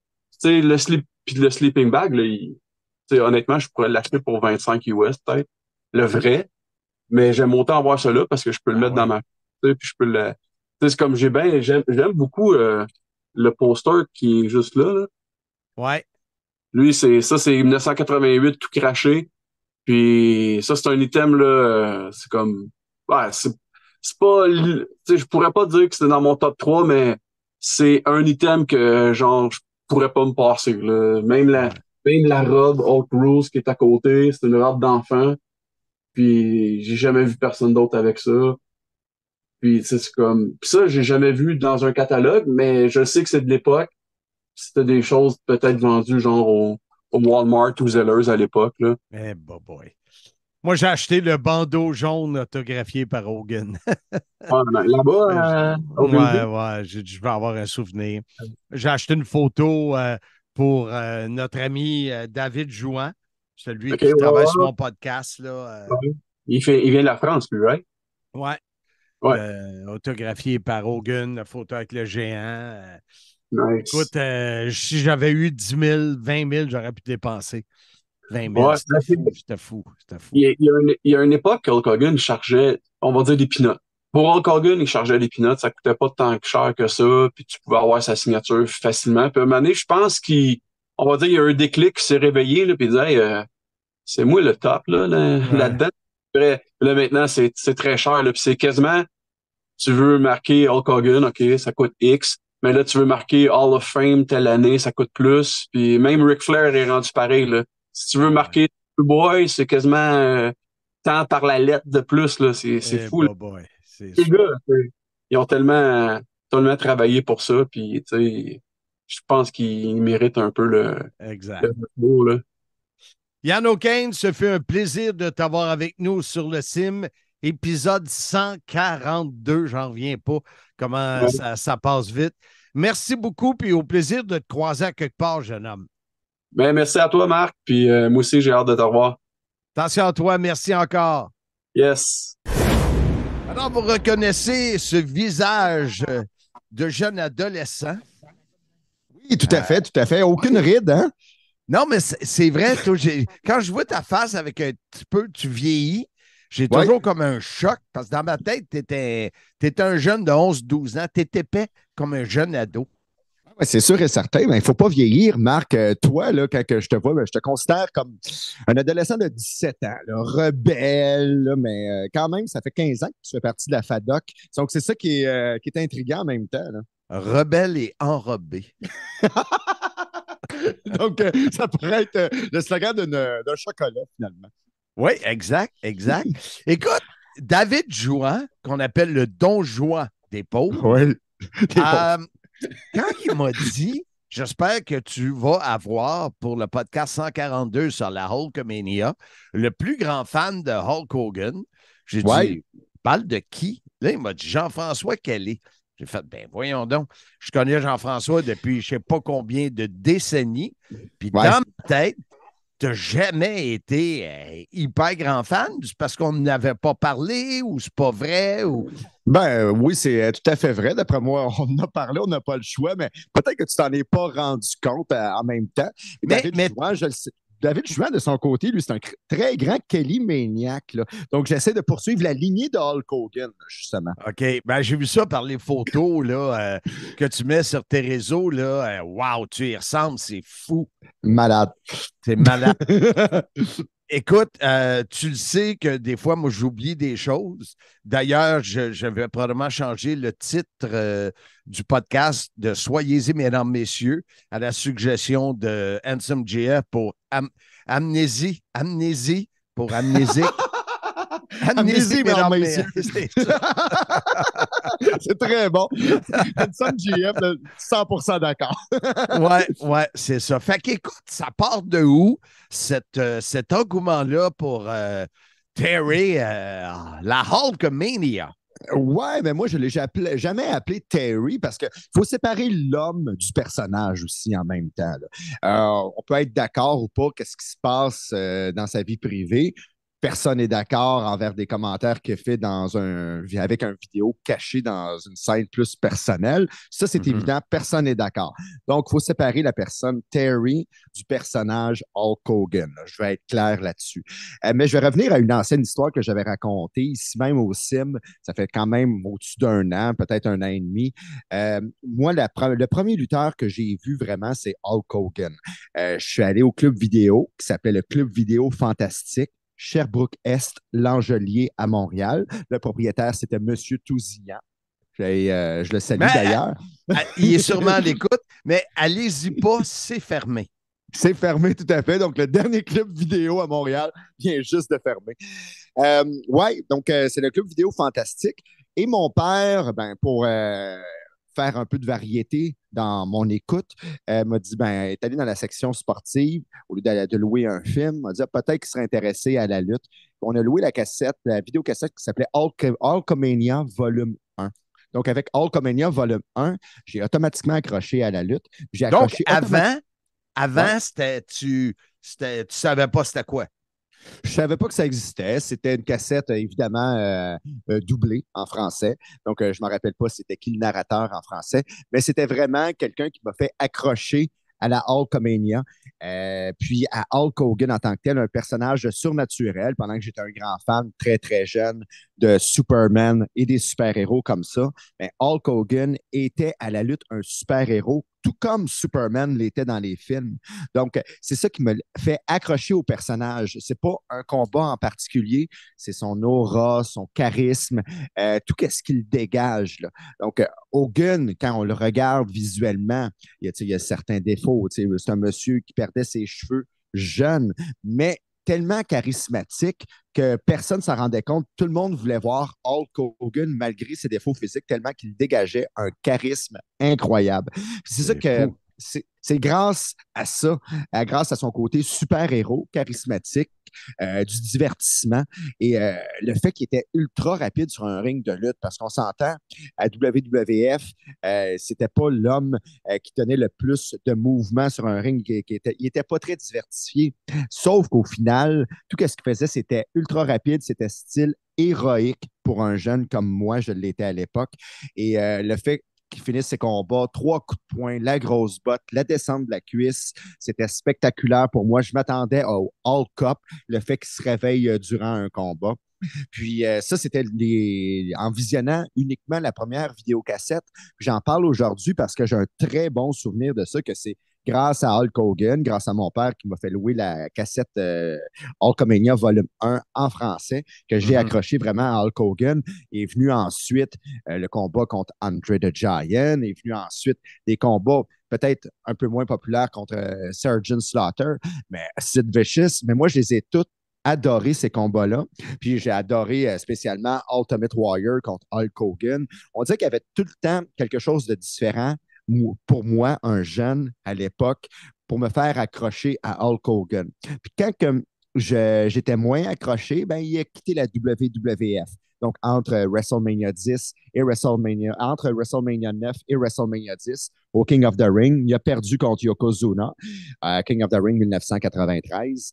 Et ensuite, il s'est dirigé du côté de la WCW, puis je trouvais que c'était un renouveau, même s'il y avait le même personnage. Puis Hulk Hogan était puissant pour moi parce que j'avais pas vraiment regardé la WCW avant. J'avais regardé, toi, qu'est-ce que tu faisais avec Richard le Magnifique Charland, mais après l'arrivée de Hulk Hogan. Donc, toi, tu le faisais vers 90, 91, 92 à peu près. Puis Hulk Hogan est arrivé en 94. Mais grâce à Hulk Hogan, j'ai visionné tes archives par la suite à RDS. Donc, Hulk Hogan, c'est lui qui m'a fait insister à aller regarder la WCW. Donc, si tu regardes la WCW du temps de Richard Charland et moi, écoute, la qualité, là, c'était pas ce que c'était après, là. Ah non, mais... C'était cheap, la WCW. Ah oui, tout à fait. Avant Hogan, là. Oui, tout à fait, mais moi, j'ai adoré certains combats comme, qui étaient de passage à la WCW que j'avais visionné par après, comme exemple Ron Simmons contre Vader. Ça, c'est quand Ron Simmons a remporté le championnat. Ça, j'ai adoré ce combat-là. Il y avait des combats quand même de qualité. Et comme tu dis, il y avait l'avant et l'après Hulk Hogan. Il y avait, dans les lutteurs de ce temps-là, il y avait aussi Ron Simmons. Il y avait Ron Simmons, exactement. Toi, tu l'appelles Ron Simons, là? C'est pas le magasin. Oui, c'est ça, exactement. C'est le temps des fêtes, Marc. Il faut que j'aille magasiner. Oui, c'est sûr. Toi puis moi, là, on est fort là-dessus. C'est une autre histoire, le magasinage. On s'organisera de quoi. Mais comme dirait Pat Patterson, t'as-tu vraiment besoin de ça? Mais Hulk Hogan, à ce moment-là, à WCW en 94, c'était un super héros. Puis ensuite, sa popularité a diminué parce qu'il n'était pas nécessairement le bienvenu par les puristes de la WCW. C'est-à-dire ceux qui aimaient mieux, par exemple, les pionniers, c'est le Ric Flair, Sting et des gens comme ça de la WCW. Donc, ils n'ont pas eu le choix d'y proposer d'être un méchant. C'est d'où est née la NWO avec Hulk Hogan, parce que jusqu'à la dernière minute, c'était pas encore décidé si il allait être le leader de la NWO. Donc, à Bash at the Beach 96, il est devenu méchant, il est devenu Hollywood Hulk Hogan. Et là, j'avais besoin de cette transition-là parce que moi, j'étais au début, j'étais au milieu de la dizaine. Donc, j'avais 15 ans quand il a fait ça. Donc, j'avais plus besoin de Hulk Hogan, le super-héros. J'avais besoin de Hulk Hogan, un Hulk Hogan différent. C'est ça qu'il m'a proposé en plein milieu de mon adolescence. Il t'a proposé. Wow. Il m'a proposé ça, là. Donc, il m'a texté. Hey, JF, j'ai de quoi te proposer. Mais tout allait bien en fonction de mon âge. Très, très jeune, super-héros. Milieu adolescence, il est devenu un méchant. Puis ensuite, quand il est revenu à la WWF en 2002, pour son combat à WrestleMania 18 contre The Rock, j'étais nostalgique de qu'est-ce que Hulk Hogan était, autant de super-héros, autant Hollywood. Donc, il est revenu en Hollywood Hogan. Puis quand il a déchiré son chandail de la NWO le lendemain à Monday Night Raw à Montréal, au Centre Molson, j'ai tripé ma vie. Non, Hulk Hogan, c'est une grande histoire. Je veux pas que tu pleures, là. Non, mais Marc, c'est une grande histoire, là. Hey, quand on sait que j'ai ma voix de Pat Laprade. Ben oui. Donc, ça griche. Ça griche. Mais oui. C'est un rendez-vous. Oui, KR. Oui, ben tout à fait. Donc, j'étais nostalgique quand il était Hollywood à la WWF au début, parce que c'était encore la WWF quand il est revenu. Ensuite, quand il a déchiré son chandail, qui est revenu en jaune et rouge, là, j'ai tripé. Juste à temps puis en plus, avec son combat contre Vince McMahon à WrestleMania 19, je trouvais que ce combat-là, c'était une bonne voie pour en finir avec Hulk Hogan à la WWF. On n'avait pas le choix d'un combat entre Hulk Hogan et Vince McMahon. Coudonc, je t'ai vu, là, pour ceux qui écoutent sur YouTube, déjà sur la bière, puis on enregistre à... Non, c'est du café. C'est du café noir. Je peux te dire, je n'avais besoin. Mais oui, donc Hulk Hogan, jusqu'à la toute fin, même après son combat avec Vince McMahon, même quand il était Mr. America à la WWE, parce que Vince McMahon l'avait renvoyé en storyline, mais il est revenu en Mr. America, personnage masqué. Je trouvais tout le temps ça excitant de le voir. Oui, j'étais moins excité de le voir à la TNA lorsqu'il était là, mais si on garde uniquement son passage, ses débuts, son passage à la WWF, parce que la Hulkamania. Oui, donc on ne peut pas dire que j'ai accroché grâce au jour 1 de la Hulkamania avec son combat contre The Iron Sheik. Ça, j'étais trop jeune, je ne l'ai pas vraiment, j'ai aucune mémoire de l'avoir visionné quand j'étais jeune. Et que t'es amnésique. Oh, c'est fou. Hein? Mais comment on devrait appeler ton podcast déjà, Marc? Amnésie, mesdames, messieurs. C'est juste, je m'en souvenais plus. mais son combat contre Andrew the Giant, la suite des choses, jusqu'à la fin, avec son dernier passage à la WWE avant la TNA. Ça m'a vraiment marqué beaucoup. Là, on est à la fin de l'entrevue parce qu'on a eu tellement d'invités. Ça va être un long podcast, mais Hogan, sa carrière est longue, fait que c'est correct. Je veux que tu nous comptes quand tu es allé le voir. Je devais être avec toi. Oui. Puis malheureusement, mon opération à la main, où j'ai encore on ne la voit pas, mais j'ai encore la cicatrice là, que le médecin m'avait dit tu ne peux pas voyager s'il arrive de quoi. Fait que je n'ai pas pu y aller. Mais tu as chanté Sweet Caroline, c'est ça? Non, j'ai chanté Piano Man de Billy Joel avec Hulk Hogan. Hulk Hogan qui me regardait en arrière en mangeant ses ailes de poulet. Ça, je pense que c'est la meilleure anecdote. Puis sur le vidéo, il est vraiment en train de manger ses ailes de poulet en arrière pendant qu'il est en train de, comment dirais-je, m'admirer en train de chanter. Je suis vraiment surpris qu'il n'ait pas vomi en t'entendant chanter. Il était en arrière.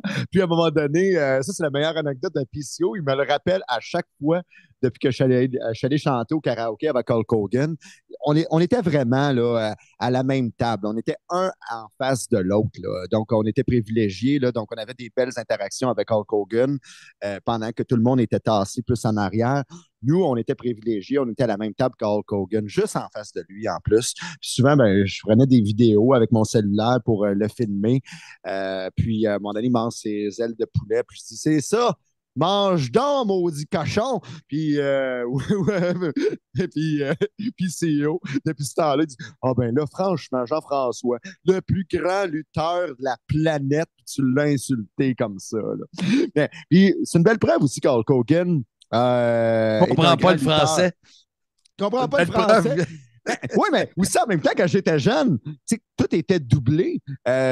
Puis, exemple, les films comme No Holds Barred, Combat à finir, quand tu étais jeune, le doublage, je ne savais pas que c'était du doublage. Je pensais que c'était leur vraie voix, là. Tout jeune, tout jeune. Fait que moi, Hulk Hogan, je pensais qu'il parlait en français. Là. Donc, c'était la suite logique des choses que je parle en français. Ben oui. Vingtaine, trentaine d'années plus tard, Marc. Là. Écoute, quel toujours divertissant de t'avoir. Et on rappelle aux gens, les rois de l'arène, ça va toujours bien. Ah, ça va toujours bien. C'est la radio sur choc.ca. On fait notre direct. On est vraiment en direct. Ça, j'adore ça, faire ça en direct. Les jeudis de 20h à 21h30. C'est à l'UQAM, choc.ca, à l'Université du Québec à Montréal. En version podcast à partir du vendredi matin. Les codes d'écoute sont super bonnes. Mais quand on dit super bonne, la direction de Choc est super contente. On a fait d'ailleurs un spectacle avec eux tout récemment. En plein cœur de la rue Saint-Denis pour la rentrée du quartier latin. Donc, notre relation avec choc.ca est excellente, avec Maxime Champagne, avec Michel Lelièvre, les deux co-animateurs réguliers, avec nos chouchous, le chouchou en chef, Chase Ironside, Ian Harrison. Moi, j'appelle la gang de clowns. C'est drôle parce que c'est une gang qui est hyper sérieuse, puis en un claquement de doigts, cette gang-là devient des clowns. Ben oui, ben, c'est ça que. Parce que Maxime, c'est un clown, puis il est en train de faire une maîtrise en littérature à l'université présentement. Ouais. C'est un clown. Donc, on provient de milieux complètement différents. Mais c'est sûr que quand toi, tu es le leader, fait que autant tu amènes ça sérieux que tu es capable d'amener ça de l'autre côté en clownesque facilement. Alors, je vous invite, mesdames, messieurs, à écouter Les Rois de l'Arène avec toute cette équipe de Jean-François. Je te remercie. Ça a été très divertissant. Puis, on va se reparler pour le temps des fêtes. Là, je veux que tu sois là pour quelque chose qu'on va faire spécial. J'ai aimé faire ça avec toi, Marc, mais là, je suis en train de stresser. Puis, tu sais-tu pourquoi? Là? Non. Parce qu'il y a une chance sur deux que tu me rappelles dans 5 minutes pour dire « Ah, JF, l'enregistrement n'a pas marché. » Pourtant, c'est arrivé une fois ou deux. Sur deux. Comme dirait l'autre, vu de même. Comme dirait l'autre, Marc. Merci beaucoup et bye-bye.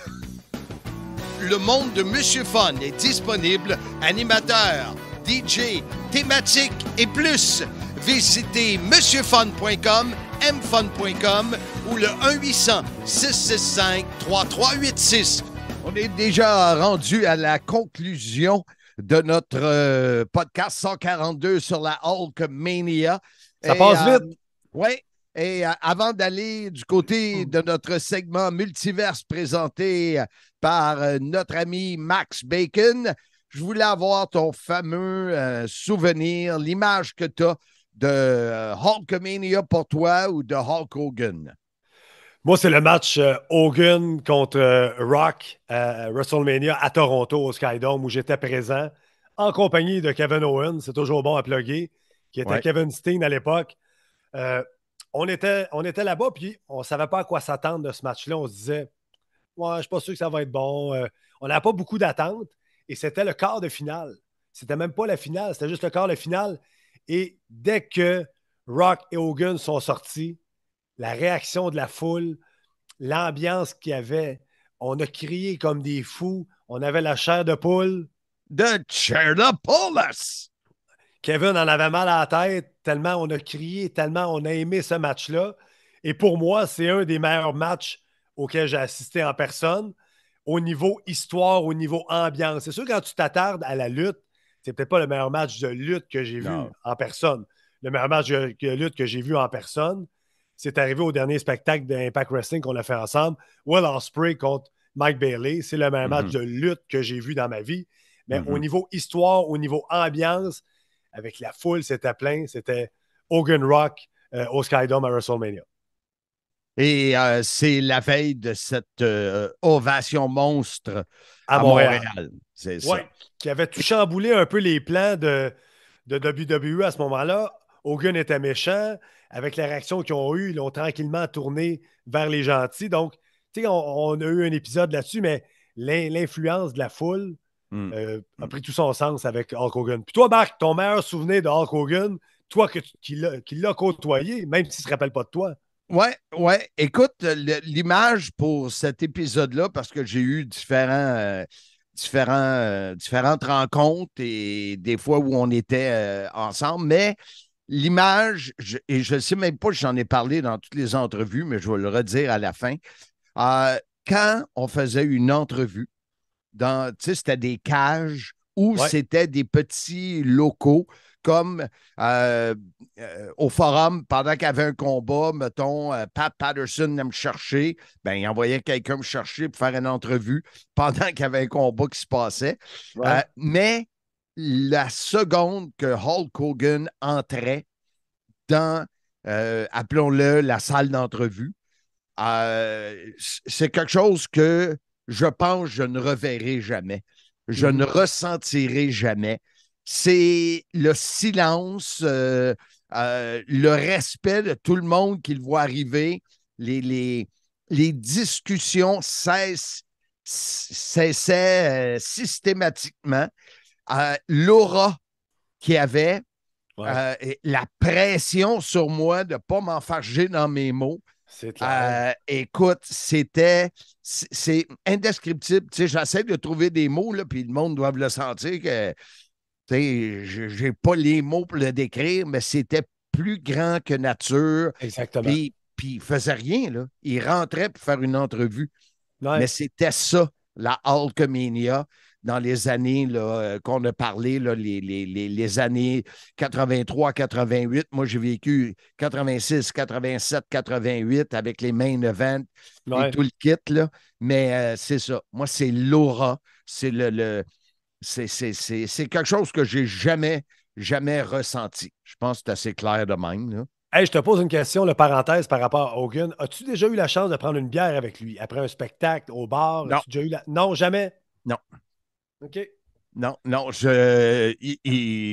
le voyait pas. C'est ça, je pense que je l'ai vu une fois dans un bar, puis c'est à Montréal, à la Cage au Sport, quand il avait lutté avec Jacques Rougeau. Puis c'est là, je pense qu'il avait signé mon cadre que j'ai en arrière, qui a signé tout Pee-Wee, fin des années 90, là, quand Jacques l'avait battu avec le petit paquet. Oui, monsieur. J'étais l'annonceur du ring et je pense qu'on était, l'image que j'ai, on était dans la Cage au Sport du Centre Bell, là, dans un coin là, pour la conférence de presse, je ne sais pas quoi. Mais non, j'ai malheureusement pas eu ce privilège-là. En tout cas, comme tu sais, je suis amnésique. Amnésie, mesdames, messieurs. C'est ça. Fait que je ne sais pas. Peut-être qu'à un moment donné, je vais te dire, hey, tu sais pas quoi, je viens de me rappeler de quoi, mais c'est pas aujourd'hui. Tout est possible. Avant que tu l'oublies, c'est le temps du segment Multiverse. Entrez dans un monde parallèle avec Mark et Handsome dans le segment Multiverse du Sim. Et si ça n'était pas arrivé? Ou si ça s'était déroulé autrement? Un segment proposé par votre courtier immobilier Remax Signature, Max Bacon. Et si Max s'occupait de votre transaction immobilière? 514-260-9415. Ouais, et le fameux segment multiverse présenté par notre ami Max Bacon de Remax Signature. Tu dois avoir son numéro de téléphone à côté de toi vu que c'est ton ami. C'est le meilleur agent d'immeuble, le meilleur courtier immobilier au monde. Est-ce que je l'ai dit au monde parce que c'est une personne à la base incroyable? Et là, en cherchant son numéro, j'essaie de faire du temps. On peut le rejoindre au 514-260-9415. 514-260-9415. vous pouvez juste l'appeler pour y jaser parce que c'est une très bonne personne. Et si... Bum, bum, bum, bum, bum, bum.